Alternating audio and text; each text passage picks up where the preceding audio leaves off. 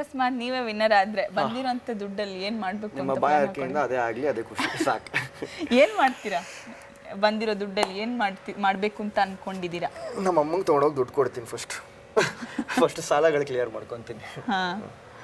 Okay. So ನಿಮ್ಮ ಇವಾಗ ನೀವು ಆ್ಯಕ್ಟರ್ ಆಗಿದ್ದೀರಿ, ಸೊ ನಟನೆ ಮಾಡ್ತೀರಿ, ರಿಯಾಲಿಟಿ ಶೋ ಮಾಡ್ತೀರಿ. ಅಕಸ್ಮಾತು ರಕ್ಷಕ್ ಬುಲೆಟು ಆ್ಯಕ್ಟರ್ ಆಗಿರಲಿಲ್ಲ ಅಂದಿದ್ರೆ ಏನಾಗಿ ನಾವು ನೋಡ್ಬೋದಿತ್ತು? ಬೇರೆ ಏನು ಸೆಕೆಂಡ್ ಆಪ್ಷನ್ ಅಂತ ಏನು ಇಟ್ಕೊಂಡಿದ್ರಿ ನೀವು?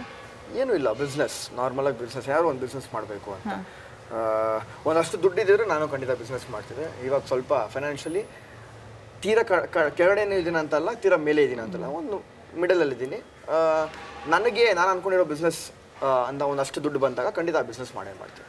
ಅದು ಯಾವ ಬಿಸ್ನೆಸ್ ಅಂತ ಕೇಳಬೇಡಿ, ಖಂಡಿತ ಮುಂದಿನ ದಿವಸ ಕೂಡ ಅದನ್ನು ಹೇಳ್ತೀನಿ. ಓಕೆ. ಸೊ ರಕ್ಷಕ್ ಅಂತ ಹೇಳಿ ಬಂದಾಗ ಫಸ್ಟ್ ಬರೋದು, ಸೊ ಟ್ರೋಲ್ ಪೇಜ್ಗಳು ಟ್ರೋಲ್ ಮಾಡ್ತಾ ಇರ್ತಾರೆ, ಕಾಮೆಂಟ್ಗಳು ಬರ್ತಾ ಇರುತ್ತೆ. ಇವತ್ತಿಗೆ ಹೇಗೆ ನೋಡ್ತಾ ಇದ್ದೀರಿ? ಪ್ರತಿ ಬಾರಿ ಕೇಳ್ತಾನೆ ಇರ್ತಾರೆ, ಇವಾಲ್ವ್ ಟೈಮ್ ಪಾಸ್ ನಾನು ಪ್ರತಿ ಸರಿ ಹೇಳ್ತಾ ಇರ್ತೀನಿ, ನಂದೆಲ್ಲೋ ತಪ್ಪಿದ್ದಾಗ ಅವ್ರು ನನ್ನ ಸರಿ ಮಾಡೋಕ್ಕೆ ಟ್ರೋಲ್ ಮಾಡಿರ್ತಾರೆ. ನನ್ನ ಮಾತುಗಳೆಲ್ಲೋ ಒಂದು ಕಡೆ ಎಡುವುದಾಗ ಇದಲ್ಲ ಇದು ಅಂತ ಹೇಳೋಕ್ಕೆ ಟ್ರೋಲ್ ಮಾಡಿರ್ತಾರೆ ಹೊರತು ಬಿಟ್ರೆ ಅವ್ರಿಗೆ ನನ್ನ ಮೇಲೆ ಯಾವುದೇ ದ್ವೇಷ ಇಲ್ಲ, ಮತ್ತೊಂದು ಗ್ರಜ್ ಇಲ್ಲ, ಅವ್ರು ನನ್ನ ಫ್ಯಾಮಿಲಿ ಮೆಂಬರ್ ಅಲ್ಲ, ಅಣ್ಣ ತಮ್ಮ ಅಲ್ಲ, ಮತ್ತೊಂದಿಲ್ಲ. ನೀನೆಲ್ಲೋ ಒಂದು ಕಡೆ ತಪ್ಪು ಮಾಡ್ತೀವಿ, ಅದನ್ನು ಸರಿ ಮಾಡ್ಕೊಂಬಗ್ನೆ ಅಂತ ಹೇಳೋಕ್ಕೋಸ್ಕರ ಅವ್ರು ಟ್ರೋಲ್ ಮಾಡ್ತಾರೆ ಅಷ್ಟೇ. ಅದು ನಾನು ಸರಿ ಮಾಡ್ಕೊಂಡಿದ್ದೀನಿ. ಮುಂಚೆ ತುಂಬ ರಫ್ ಆ್ಯಂಡ್ ಟಫ್ ಆಗಿ ಓಪನ್ ಆಗಿ ಮಾತಾಡ್ತಿದ್ದೆ.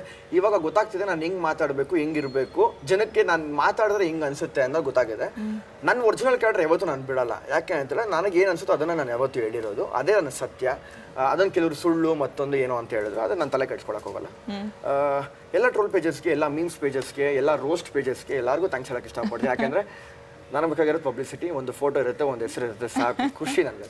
ಈಗ ಒಂದಷ್ಟು ಟ್ರೋಲ್ಗಳಲ್ಲಿ ನಿಮ್ದು ಫನ್ನಿ ಆಗಿ ಹಾಕಿರ್ತಾರೆ, ನೀವು ಹೇಳಿರುವಂತ ಡೈಲಾಗು.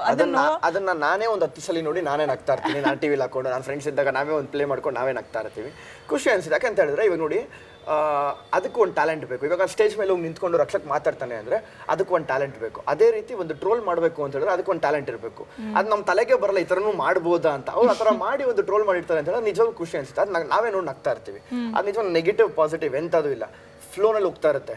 ಇವತ್ತು ನನ್ನ ಒಂದು ನ್ಯೂಸಲ್ಲಿ ಇದ್ದರೆ ನಾಳೆ ಬೆಳಗ್ಗೆ ಇನ್ನೊಬ್ಬ ನ್ಯೂಸಲ್ಲಿ ಇರ್ತಾರೆ, ನಾಳಿದ್ದು ಬೆಳಗ್ಗೆ ಇನ್ನೊಬ್ರು ನ್ಯೂಸಲ್ಲಿ ಇರ್ತಾರೆ. ಅದೇ ರೀತಿ ಬೆಳಿಗ್ಗೆ ಎದ್ದೇಳ್ತಿದ್ದಂಗೆ ನಮ್ಮ ಕೆಲಸ ಏನು, ನಾವು ಕೆಲಸ ಮಾಡಬೇಕಾಗಿರೋದು, ಅವ್ರ ಕೆಲಸನ ಅವ್ರು ಟ್ರೋಲ್ ಮಾಡಬೇಕು, ಅದು ಮಾಡ್ತಾ ಇರ್ತಾರೆ. ಖುಷಿ ಇದೆ. ಎಲ್ಲ ಟ್ರೋಲ್ ಪೇಜಸ್ಗೂ ನಿಜವಾಗ್ಲೂ ಥ್ಯಾಂಕ್ಸ್. ಪ್ರತಿನಿತ್ಯ ಮನ್ಸಾರೆ ಹೇಳ್ತೀನಿ. ಯಾಕೆಂದರೆ ಕೆಲವರು ಹೇಳ್ಬೋದು, ಅಯ್ಯೋ ನನ್ನ ಟ್ರೋಲ್ ಮಾಡಿಬಿಟ್ರು, ನನ್ನ ನೆಗೆಟಿವ್ ಮಾಡಿಬಿಟ್ರು. ಇಲ್ಲ ಗುರು, ಇನ್ನು ಬೇರೆ ಲೆವೆಲಲ್ಲಿ ತೊಗೊಂಡೋಗಿಡ್ತಾ ಇದ್ದಾರೆ ಎಲ್ಲ ಟ್ರೋಲ್ ಪೇಜಸ್ಸು, ಇನ್ನು ಮೀಮ್ಸ್ ಪೇಜಸ್ಸು. ಇವತ್ತು ಓಪನ್ ಆಗಿ ಹೇಳಬೇಕು ಅಂತ ಹೇಳಿದ್ರೆ ಎಷ್ಟೋ ಜನ ದುಡ್ಡು ಕೊಟ್ಬಿಟ್ಟು ಟ್ರೋಲ್ ಮಾಡಿಸಿ, ಎಷ್ಟೋ ಜನ ಮೀಮ್ಸ್ ಪೇಜಸಲ್ಲಿ ದುಡ್ಡು ಕೊಟ್ಬಿಟ್ಟು ಈ ಥರ ಒಂದು ಪೋಸ್ಟ್ ಹಾಕಿ ಒಂದು ಪಾಸಿಟಿವ್ ಆಗಿ ಬರೀರಿ ಹಂಗೆ ಹಿಂಗೆ. ರಕ್ಷಕ್ ಇದು ಯಾವುದೂ ಮಾಡಿಲ್ಲ. ಖುಷಿ ಇದೆ ನಿಜವಾಗ್ಲೂ.